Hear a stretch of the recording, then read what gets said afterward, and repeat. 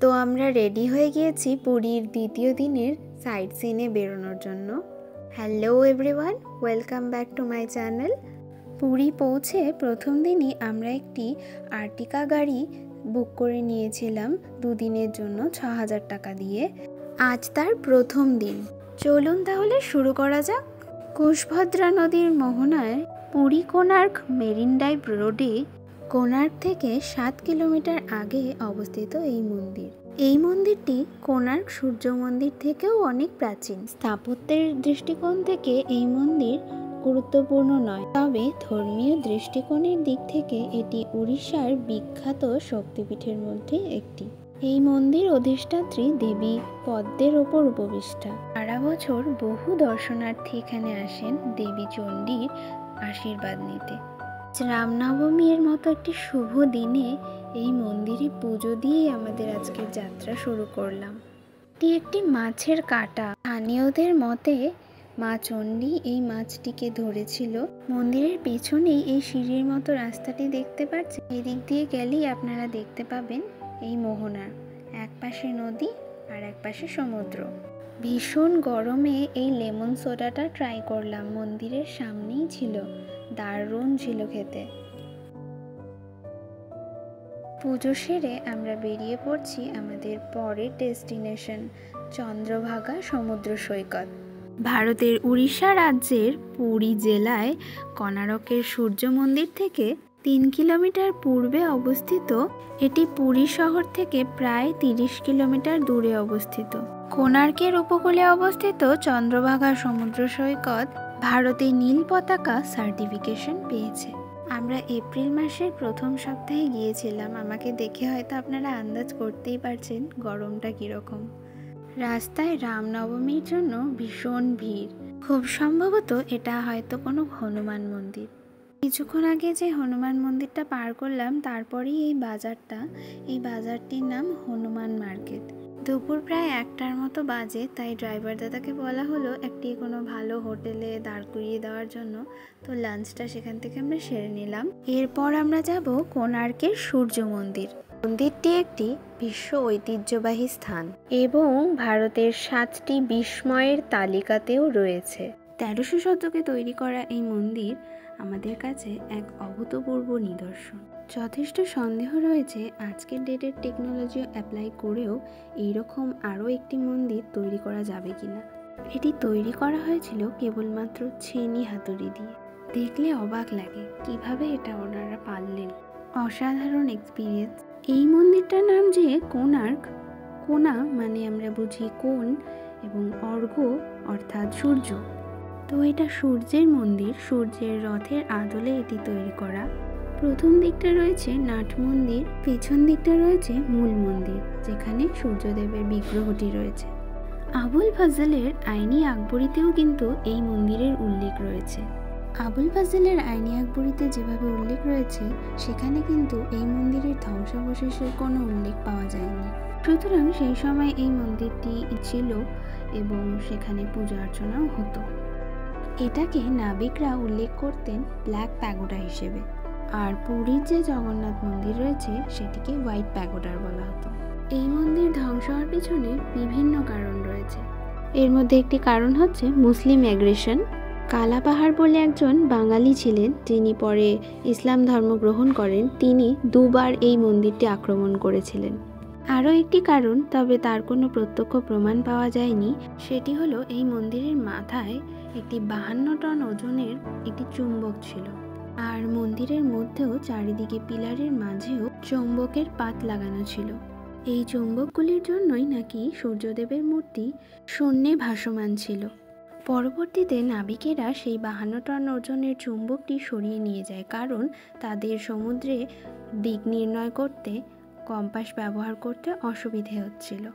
চুম্বকটি সরিয়ে নিয়ে যাওয়ার কারণে মন্দিরটি নাকি ভেঙে পড়ে, তবে এর কোনো প্রত্যক্ষ প্রমাণ পাওয়া যায়নি। জ্যোতির্বিজ্ঞানের জন্যও কিন্তু এই মন্দিরটি একটি দারুণ নিদর্শন। চারপাশে যে ২৪টা চাকা রয়েছে সেটি কিন্তু ক্যালেন্ডার রিপ্রেজেন্ট করে। আপনারা এখানে এলে স্থানীয় গাইডের থেকে জানতে পারবেন কিভাবে চাকার ওপর সূর্যের আলো পড়ে দিন, ক্ষণ, তিথি নির্ণয় করা যায়। মন্দিরের বাইরে এরকম একটি বাজার রয়েছে। আমাদের এর পরের ডেস্টিনেশন হচ্ছে ধবলগিরি অর্থাৎ ধৌলি। এখানে দুটো জিনিস আছে দেখার, একটি হলো ধবলেশ্বর মহাদেবের মন্দির, আর তার পেছনেই রয়েছে শান্তিস্তূপ, যেটি 1970 সালে জাপান সরকারের সহায়তায় তৈরি হয়েছিল। এই ঐতিহাসিক স্থানটি 5টি কারণে সারা বিশ্বে খ্যাতি লাভ করেছে।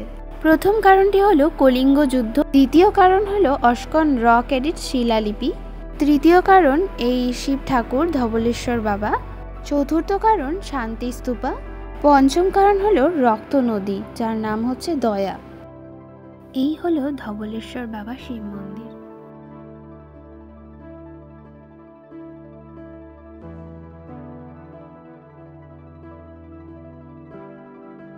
এই মন্দিরের পেছনেই রয়েছে শান্তিস্তূপা। এই শান্তিস্তূপার সবার ওপরে যে 5টি ছাতার মতো দেখতে পাচ্ছেন, এর অর্থ হচ্ছে অহিংসা, দ্বিতীয় চুরি করা থেকে বিরত থাকা, তৃতীয় জৈন অসঙ্গতি থেকে বিরত থাকা, চতুর্থ মিথ্যে বলা থেকে বিরত থাকা, পঞ্চম নেশা জাতীয় দ্রব্য থেকে বিরত থাকা। এই জায়গাটির ইম্পর্টেন্স সাংঘাতিক বুদ্ধিজমের জন্য, কারণ অশোক কলিঙ্গ আক্রমণের পরে অত লোকের মৃত্যু দেখে অনুতাপে দগ্ধ হয়ে চণ্ডাশোক ধর্মাশোকে পরিণত হয়েছিল। সেই যুদ্ধের পরে প্রায় 1.5 লাখ লোকের মৃত্যু হয়েছিল।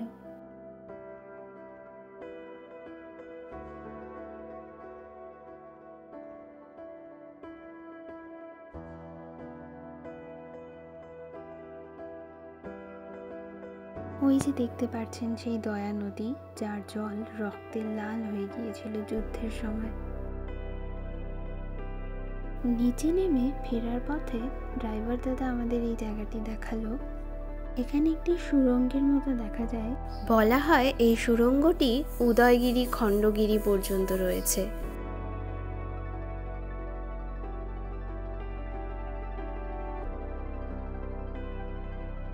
পুরীর যে ট্রায়াঙ্গেল বলা হয়, একটা জগন্নাথ দেবের মন্দির, আর একটি হচ্ছে লিঙ্গরাজ মন্দির এবং কোণারক সূর্য মন্দির। জগন্নাথ দেবের মন্দির দর্শনের ডিটেলস আমার এর আগের ভিডিওতেই আপনারা দেখতে পেয়েছেন। আমরা এখন চলে এসেছি ভুবনেশ্বরের লিঙ্গরাজ মন্দিরে। একটি উল্লেখযোগ্য অন্যতম মন্দির শৈলীর মধ্যে পড়ে এটি। হরি অর্থাৎ বিষ্ণু এবং হর অর্থাৎ শিব উভয়ের সমাবেশ ঘটেছে এই লিঙ্গরাজ মন্দিরে। এখানকার আরাধ্য দেবতা তাই হলেন হরিহর। শিবের আরাধনার জন্য বেলপাতা এবং বিষ্ণুর আরাধনার জন্য তুলসী পাতা ব্যবহার করা হয়, তেমনি এই লিঙ্গরাজ মন্দিরেও তুলসী পাতা এবং বেলপাতার মাধ্যমেই দেবতার অর্চনা করা হয়। এই মন্দিরটি একটি দেউল শৈলী মন্দির এবং মন্দিরে 4টি অংশ রয়েছে। প্রথমে রয়েছে ভোগ মন্দির, তারপরে রয়েছে নাট মন্দির, তারপর রয়েছে জগমোহন এবং তারপরে রয়েছে বিমান বা মূল মন্দির ক্ষেত্র। এটি কিন্তু দ্বাদশ জ্যোতির্লিঙ্গের মধ্যে পড়ে না, তবে দ্বাদশ জ্যোতির্লিঙ্গের মধ্যে শ্রেষ্ঠ জ্যোতির্লিঙ্গ বলেই একে বলা হয় লিঙ্গরাজ। এই মন্দিরের অধিষ্ঠিত দেবতা, তিনি স্বর্গ মর্ত্য পাতাল 3 ভুবনের অধীশ্বর, তাই তার নাম অনুসারে এই শহরের নাম ভুবনেশ্বর। মন্দিরের ভেতরে 108টি ছোট বড় বিভিন্ন ধরনের মন্দির রয়েছে, সেগুলিও আপনারা দর্শন করতে পারেন। এবার আমরা বেরিয়ে পড়ছি কেদার গৌরী মন্দিরের উদ্দেশ্যে। এটি ওড়িশার বিখ্যাত প্রাচীন মন্দিরের মধ্যে একটি। এছাড়া এটি শহরের 8টি অষ্টশম্ভু মন্দিরের মধ্যে একটি। মন্দিরে পূজিত প্রধান দেবতা হলেন শিব, যাকে স্থানীয়ভাবে কেদারেশ্বরও বলা হয়। রাজা ললাটেন্দু কেশরী কেদার ও গৌরী নামে 2 প্রেমিক প্রেমিকার স্মরণে এই মন্দির নির্মাণ করেছিলেন। আরেকটি গল্প অনুসারে দেবী পার্বতীর সাথে ভগবান শিব শান্তি ও প্রশান্তি কামনার উদ্দেশ্যে বারাণসী থেকে এই স্থানে এসেছিলেন। তাদের ভক্তিতে মন্দিরটি নির্মিত হয়েছিল।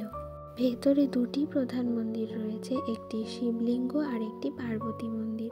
এছাড়াও হনুমানজি, গণেশজি এবং দেবী দুর্গারও 3টি ছোট মন্দির রয়েছে। ঠিক এই মন্দিরের পাশেই রয়েছে মুক্তেশ্বর ও সিদ্ধেশ্বর মন্দির। সোমবংশী যুগের প্রথমের দিকের কাজ হচ্ছে মুক্তেশ্বর মন্দির। অধিকাংশ শিক্ষাবিদের মতে এটি পরশুরামেশ্বর মন্দিরের উত্তরসূরি এবং ব্রহ্মেশ্বর মন্দিরের পূর্বে নির্মিত। এই মন্দিরটি আলাদা স্বকীয়তা দিয়েছে এবং কিছু কিছু নির্মাণ শৈলী নির্দেশ করে যে এর নির্মাতারা নতুন কিছু কৃষ্টির সূচনা করেছে, কিন্তু এই মন্দিরটি যে যযাতি নির্মাণ করেছেন তার কোনো ঐতিহাসিক নিদর্শন নেই। ছাড়া সিদ্ধেশ্বর মন্দিরটি ১০ম শতাব্দীর এবং মুক্তেশ্বর মন্দির প্রাঙ্গণেই অবস্থিত। ঐতিহাসিকেরা বলেন ভুবনেশ্বরের ১০ম শতকের সমস্ত মন্দির হিন্দু, বৌদ্ধ এবং জৈন মন্দির স্থাপত্যের একীকরণের প্রতীক। সিদ্ধেশ্বর মন্দিরটি মুক্তেশ্বর মন্দিরের থেকে উঁচু এবং বাইরের দেওয়ালে ন্যূনতম খোদাই দিয়ে আচ্ছাদিত। গর্ভগৃহে ভগবান শিবের পুজো করা হলেও দাঁড়িয়ে থাকা ভগবান গণেশের একটি সুন্দর মূর্তি মন্দিরের আরেকটি আকর্ষণ। মন্দিরে পৌঁছানোর জন্য সুন্দর একটি রক্ষণাবেক্ষণ করা বাগান রয়েছে। এর পরের গন্তব্যস্থল হলো উদয়গিরি খণ্ডগিরি। যে ভিড়টি দেখতে পাচ্ছেন সেটি actually ticket counter. Per head 25 টাকা করে লাগে। এখানে গেটে টিকিট চেকিং হয়। উড়িষ্যার রাজধানী ভুবনেশ্বর থেকে মাত্র ৬-৭ কিলোমিটার পশ্চিমে রাস্তার দুই দিকে মুখোমুখি দাঁড়ানো পূর্বঘাট পর্বতমালার বেলে ও গ্রানাইট পাথরের দুই চূড়া, বাম দিকে খণ্ডগিরি বা ব্রোকেন হিল যার অর্থ ভেঙে পড়া পর্বত, ডান দিকে উদয়গিরি বা সানরাইজ হিল যার অর্থ উদীয়মান সূর্যের পর্বত। উদয়গিরি খণ্ডগিরি সব মিলিয়ে মোট ১১৭টি গুহাবেশ রয়েছে, তবে এখন বেশিরভাগই জরাজীর্ণ। মাত্র ৩৫টি গুহা প্রদর্শনীর জন্য রাখা হয়েছে। উদয়গিরি পাহাড়ে উঠতে উঠতে বিভিন্ন গুম্ফাগুলি আপনারা দেখতে পাবেন। উদয়গিরিতে প্রায় 18টি গুম্ফা রয়েছে এবং এই প্রত্যেকটি গুহার আলাদা আলাদা নাম রয়েছে। হাতি গুম্ফা, বাঘ গুম্ফা, গণেশ গুম্ফা, জয় বিজয় গুম্ফা প্রভৃতি।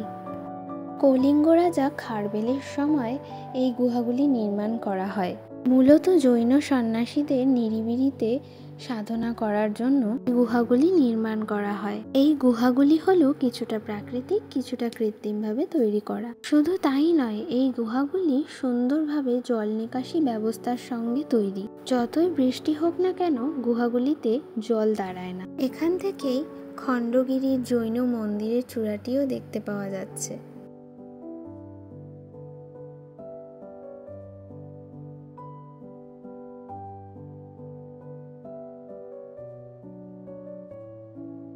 পরন্ত বিকেলে কি যে অসাধারণ লাগছিল সেই সময়।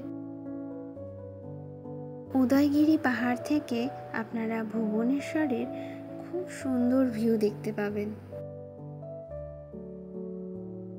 আরেকটি কথা আপনাদের জানিয়ে রাখি, আপনারা সকাল সকালই বেরোবেন পুরী সাইট সিনের জন্য, কারণ এখানে প্রত্যেকটি স্পট 5টার মধ্যে বন্ধ হয়ে যায়, যার কারণে সকাল সকাল না বেরোলে আপনারা কমপ্লিট করতে পারবেন না। আমরা সময়ের অভাবে নন্দনকাননটা স্কিপ করতে বাধ্য হলাম। এবারে আমরা এগোচ্ছি খণ্ডগিরি পাহাড়ের দিকে।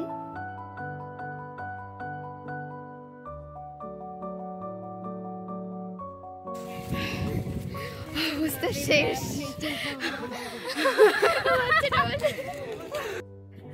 ওই মাথায় উঠতে হবে। তবে এখান থেকে ভিউটা দেখুন জাস্ট।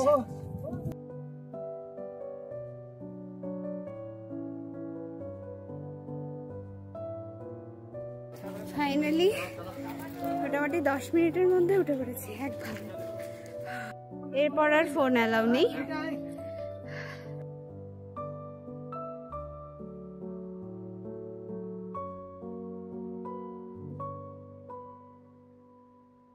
খুবই বিধ্বস্ত অবস্থা সবার, গরমে। তো ভেতরে জৈন মন্দির ছিল, তার জন্য ফোন অ্যালাউ নেই। গরমে সবার অবস্থা শেষ। এই যে স্ট্যাচুটি দেখতে পাচ্ছেন, এটি জগন্নাথ দেবের সেকেন্ড অবতার নবতী। হোটেল ফিরতে ফিরতে আমাদের সন্ধে হয়ে গিয়েছিল। তারপর কিছুক্ষণ হোটেলে গিয়ে ফ্রেশ হয়ে বেরিয়ে পড়ছি রাতের ডিনার করবার জন্য।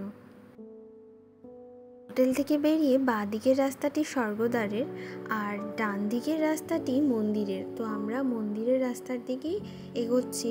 কিছুটা এগিয়ে হাঁটা পথেই আপনারা দেখতে পাবেন ভারত সেবাশ্রম। ঠিক সেটা পার করবার পরেই আমরা পেয়ে গিয়েছিলাম দাদা ভাইয়ের হোটেল।